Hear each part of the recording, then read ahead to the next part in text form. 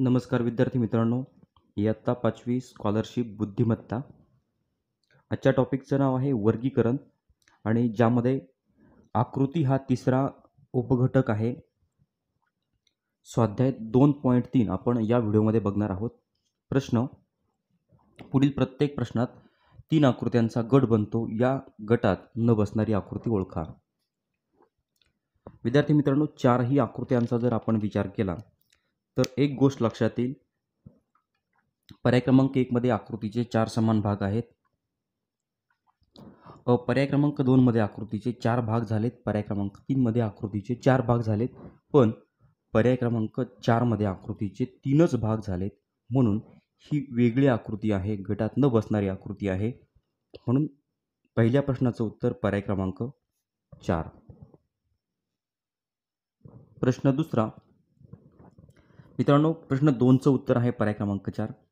पर्याय क्रमांक 4 वगळता प्रत्येक पर्यायातील जे चिन्ह दिलेत त्यांचा क्रम सारखाच आहे. म्हणजे सुरुवातीला त्रिकोण, वर्तुळ, चौकोन, स्टार. त्रिकोण, वर्तुळ, चौकोन, स्टार. त्रिकोण, वर्तुळ, चौकोन आणि स्टार. तर पर्याय क्रमांक 4 मध्ये बघितलं तर आपण त्रिकोण, वर्तुळ, चौकोन आणि स्टार चिन्हांचा क्रम उलट झालेला आहे. उलट क्रमाने चिन्ह पुढे पुढे गेलेले आहेत. म्हणून हा पर्याय वेगळा आहे. म्हणून दुसऱ्या प्रश्नाचं उत्तर पर्याय क्रमांक 4, कारण की या पर्यायामध्ये चिन्हांचा क्रम उलट आहे. बाकीच्या सर्व पर्यायांमध्ये चिन्हांचा क्रम सारखाच आहे. प्रश्न तिसरा. तिसऱ्या प्रश्नाचं उत्तर आहे विद्यार्थी मित्रांनो पर्याय क्रमांक 3, कारण की प्रत्येक पर्यायामध्ये जर आपण रेषा बघितल्या तर उभ्या किंवा आडव्या रेषा आहेत. पर्याय क्रमांक 1 मध्ये सगळ्या उभ्या रेषा आहेत. पर्याय क्रमांक 2 मध्ये आडव्या आहेत. पर्याय क्रमांक 4 मध्ये सगळ्या आडव्या रेषा आहेत. वरच्या आणि खालच्या रेषा आडव्या आहेत. पण पर्याय क्रमांक 3 मध्ये वरच्या रेषा उभ्या आहेत, खालच्या रेषा आडव्या आहेत. म्हणून हा पर्याय वेगळा आहे. म्हणून तिसऱ्या प्रश्नाचं उत्तर पर्याय क्रमांक 3. चौथ्या प्रश्नाचं उत्तर आहे विद्यार्थी मित्रांनो पर्याय क्रमांक 4. आता या सगळ्या आकृत्या जर आपण पर्याय क्रमांक 2 सारख्या स्थितीत आणून बघितल्या, पर्याय क्रमांक 1, पर्याय क्रमांक 3 या दोनही आकृत्या आपण जर पर्याय क्रमांक 2 सारख्या स्थितीत आणून बघितल्या तर या तीनही आकृत्या सारख्या आहेत. पण पर्याय क्रमांक 4 जर आपण पर्याय क्रमांक 2 सारख्या स्थितीत आणून बघण्याचा प्रयत्न केला तर 6 त्रिकोणांचा तारा उजव्या टोकाला येतो बघा. म्हणजे ही जी आकृती आहे ती उजव्या टोकाला येते. बाकीच्या सगळ्या पर्यायांचा जर विचार केला तर ही आकृती म्हणजे 6 त्रिकोणांचा हा जो तारा आहे तो डाव्या टोकाला येतोय पर्याय क्रमांक 2च्या स्थितीत आणल्यानंतर. पण पर्याय क्रमांक 4 जर 2च्या स्थितीत आणला तर हा जो तारा आहे 6 त्रिकोणांचा तारा तो डावीकडे न येता उजवीकडे येतो. म्हणून चौथी आकृती वेगळी आहे. म्हणून ती गटात न बसणारी आहे. म्हणून चौथ्या प्रश्नाचं उत्तर पर्याय क्रमांक 4. यानंतर आहे 5वा प्रश्न. मित्रांनो 5व्या प्रश्नाचं आपण निरीक्षण केलं तर लगेच एक गोष्ट लक्षात येईल. 1, 2, 3, 4 चारही पर्याय सारखेच आहेत. फक्त चौथ्या पर्यायामध्ये जे आपल्याला पान दिसते ते बदामाचं चिन्ह उलट चिन्ह दिसतंय. म्हणून हा पर्याय वेगळा आहे. म्हणून 5व्या प्रश्नाचं उत्तर पर्याय क्रमांक 4. बाकी सगळ्या पर्यायांमध्ये ते बदामाचं चिन्ह सारख्या स्थितीमध्ये आहे. पण पर्याय क्रमांक 4 मध्ये ते उलट आहे. प्रश्न 6वा. मित्रांनो 6व्या प्रश्नाचं उत्तर आहे पर्याय क्रमांक 4. सगळ्या पर्यायांचा आपण जर विचार केला तर प्रत्येक पर्यायामध्ये बेरजेचं चिन्ह आहे. पण पर्याय क्रमांक 4 मध्ये गुणाकाराचं चिन्ह आहे. बाकीचे सगळे चिन्ह सारखेच आहेत. फक्त पर्याय क्रमांक 4 मध्ये गुणाकाराचं आलंय. बाकी 3 पर्यायामध्ये बेरजेचं चिन्ह आलंय. म्हणून पर्याय क्रमांक 4 हा वेगळा आहे. म्हणून ही आकृती गटात न बसणारी आहे. 6व्या प्रश्नाचं उत्तर पर्याय क्रमांक 4. त्यानंतर 7व्या प्रश्नाचा विचार केला तर मित्रांनो 7व्या प्रश्नाचं उत्तर पर्याय क्रमांक 1. तर या ठिकाणी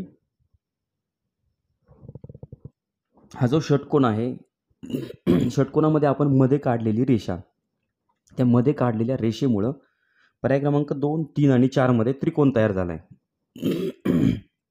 या ठिकाणी त्रिकोण आहे, या ठिकाणी त्रिकोण आणि या ठिकाणी सुद्धा त्रिकोण आहे.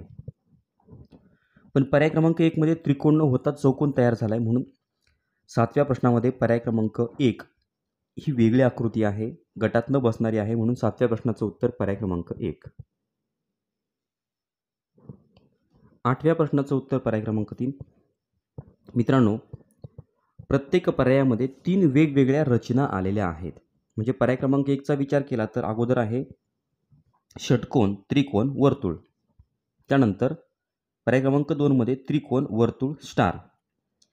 पर्याय क्रमांक 4 मध्ये चौकोन, वर्तुळ आणि त्रिकोण. पण पर्याय क्रमांक 3चा जर विचार केला तर अगोदर वर्तुळ आलंय, त्यानंतर स्टार आणि पुन्हा वर्तुळच आलंय. म्हणजे 2 रचना सारख्या झाल्यात. 3 रचना सारख्या आलेल्या नाही, म्हणजे 3 रचना वेगवेगळ्या आलेल्या नाही आहेत, म्हणून हा पर्याय वेगळा आहे. म्हणून 8व्या प्रश्नाचं उत्तर पर्याय क्रमांक 3. 9व्या प्रश्नाचं उत्तर आहे पर्याय क्रमांक 3. मित्रांनो, चौकोनाच्या बाहेर वक्राकार जो भाग आहे तो पर्याय क्रमांक 1, 2 आणि 4 मध्ये सारख्या स्थितीमध्ये आहे, पण पर्याय क्रमांक 3 मध्ये तो चौकोनाच्या बाहेरचा जो वक्राकार भाग आहे त्याची दिशा बदललेली आहे, म्हणून हा पर्याय वेगळा आहे. म्हणून 9व्या प्रश्नाचं उत्तर पर्याय क्रमांक 3.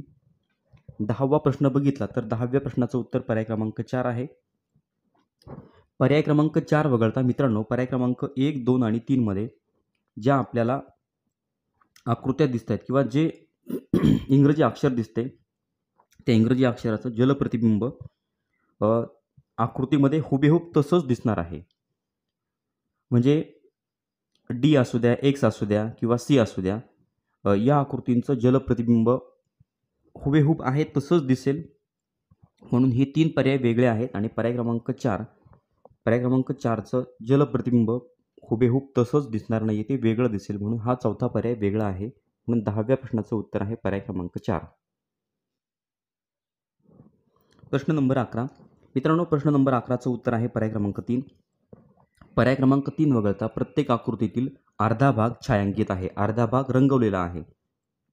पर्याय क्रमांक 1 मध्ये अर्धा भाग रंगवला आहे, 2 मध्ये सगळ्या भागांचा विचार केला तर एकूण अर्धा भाग रंगवलेला होतो. पर्याय क्रमांक 4 मध्ये सुद्धा एकूण अर्धा भाग रंगवलेला आहे. पण पर्याय क्रमांक 3 मध्ये जर आपण विचार केला तर फक्त 1/4 भागच रंगवलेला आहे. म्हणजे हा भाग जर आपण या ठिकाणी घेतला तर 1/4 भागच रंगवलेला होतो, म्हणून हा पर्याय वेगळा आहे. म्हणून 11व्या प्रश्नाचं उत्तर पर्याय क्रमांक 3. प्रश्न नंबर 12.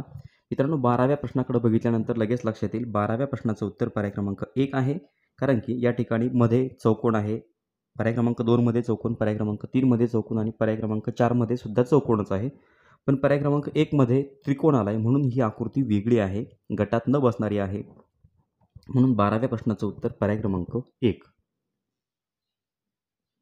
प्रश्न नंबर 13. मित्रांनो, 13व्या प्रश्नाचं उत्तर आहे पर्याय क्रमांक 3. बघा, प्रत्येक पर्यायामध्ये हुबेहूब दिसणाऱ्या 2 सारख्या रचना एकमेकांमध्ये गुंतलेल्या आहेत. बघा, चौकोन एकमेकात गुंतलेले आहेत, दोन्हीही चौकोनांचा आकार सारखाच आहे. या ठिकाणी सुद्धा 2 सारख्याच आकाराचे त्रिकोण एकमेकात गुंतलेले आहेत.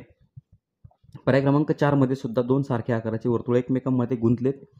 पण पर्याय क्रमांक 3चा विचार केला तर हा जो पंचकोन आहे, एक पंचकोन मोठा आणि एक पंचकोन लहान, म्हणजे दोनही सारख्या आकाराचे नाही आहेत, म्हणून ही आकृती वेगळी आहे, गटात न बसणारी आहे. म्हणून 13व्या प्रश्नाचं उत्तर पर्याय क्रमांक 3. प्रश्न नंबर 14चा विचार केला तर मित्रांनो, आपल्याला हे जे झाड दिसतंय त्या झाडांच्या शाखांची संख्या जर आपण बघितली तर पर्याय क्रमांक 1 मध्ये शाखांची संख्या आहे 4, पर्याय क्रमांक 2 मध्ये आहे 4 आणि 3 7, पर्याय क्रमांक 3 मध्ये आहे 3 आणि पर्याय क्रमांक 4 मध्ये आहे शाखांची संख्या 5. तर आता या ठिकाणी पर्याय क्रमांक 2, 3 आणि 4 मध्ये शाखांची संख्या विषम आहे आणि पर्याय क्रमांक 1 मध्ये शाखांची संख्या जी आहे ती 4 आहे, ही समसंख्या आहे. म्हणजे ही आकृती वेगळी आहे, गटात न बसणारी आहे. म्हणून 14व्या प्रश्नाचं उत्तर पर्याय क्रमांक 1. प्रश्न नंबर 15.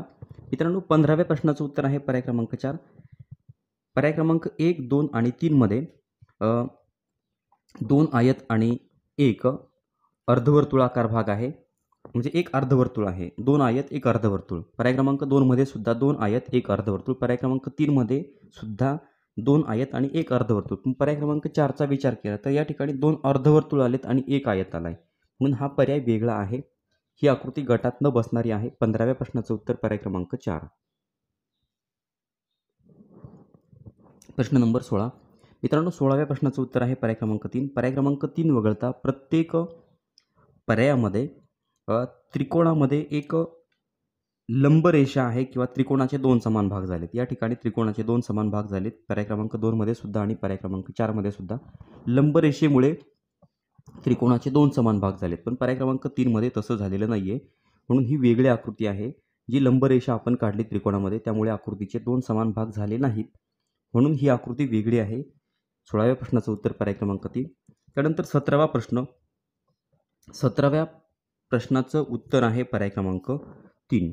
मित्रांनो 17व्या प्रश्नामध्ये 2 वक्र रेषा आणि 2 रेषा आहेत. बघा ह्या 2 वक्र रेषा 2 रेषा पर्याय क्रमांक 1 मध्ये 2 वक्र रेषा 2 रेषा, पर्याय क्रमांक 2 मध्ये सुद्धा 2 वक्र रेषा 2 रेषा, पर्याय क्रमांक 4 मध्ये सुद्धा 2 वक्र रेषा 2 रेषा. पण पर्याय क्रमांक 3 मध्ये तसं नाहीये. पर्याय क्रमांक 3 मध्ये 3 वक्र रेषा आलेल्या आहेत आणि मध्ये 2 रेषा आहेत. म्हणून ही आकृती वेगळी आहे. म्हणून 17व्या प्रश्नाचं उत्तर पर्याय क्रमांक 3. प्रश्न नंबर 18. मित्रांनो 18व्या प्रश्नाचं उत्तर आहे पर्याय क्रमांक 1. पर्याय क्रमांक 1 वगळता प्रत्येक पर्यायामध्ये आकृतीचे 4 समान भाग झालेत. पर्याय क्रमांक 2, 3 आणि 4 मध्ये बघा आकृतीचे 4 समान भाग आपल्याला दिसत आहेत. पण पर्याय क्रमांक 1 मध्ये आकृतीचे 3च भाग झालेले आहेत. म्हणून ही आकृती वेगळी आहे. म्हणून 18व्या प्रश्नाचं उत्तर पर्याय क्रमांक 1. त्यानंतर प्रश्न नंबर 19. 19व्या प्रश्नाचं उत्तर आहे पर्याय क्रमांक 4. मित्रांनो भरलेला गोल आणि न भरलेला गोल यांचा जर विचार केला तर हे एकमेकांच्या विरुद्ध आहेत. पर्याय क्रमांक 1 मध्ये, पर्याय क्रमांक 2 मध्ये सुद्धा एकमेकांच्या विरुद्ध, पर्याय क्रमांक 3 मध्ये सुद्धा भरलेला गोल आणि न भरलेला गोल एकमेकांच्या विरुद्ध आहेत. पण पर्याय क्रमांक 4 मध्ये जर आपण बघितलं तर ते एकमेकांच्या शेजारी आलेत. म्हणून हा पर्याय वेगळा आहे. म्हणून 19व्या प्रश्नाचं उत्तर पर्याय क्रमांक 4. आणि प्रश्न नंबर 20. मित्रांनो 20व्या प्रश्नाचं उत्तर काय असेल ते तुम्ही मला कमेंट बॉक्समध्ये सांगा. चॅनलवर नवीन असाल तर चॅनल सबस्क्राईब करा. व्हिडिओ आवडला तर लाईक करा, कमेंट करून कळवा आणि आपल्या मित्रांना शेअर करायला विसरू नका. धन्यवाद.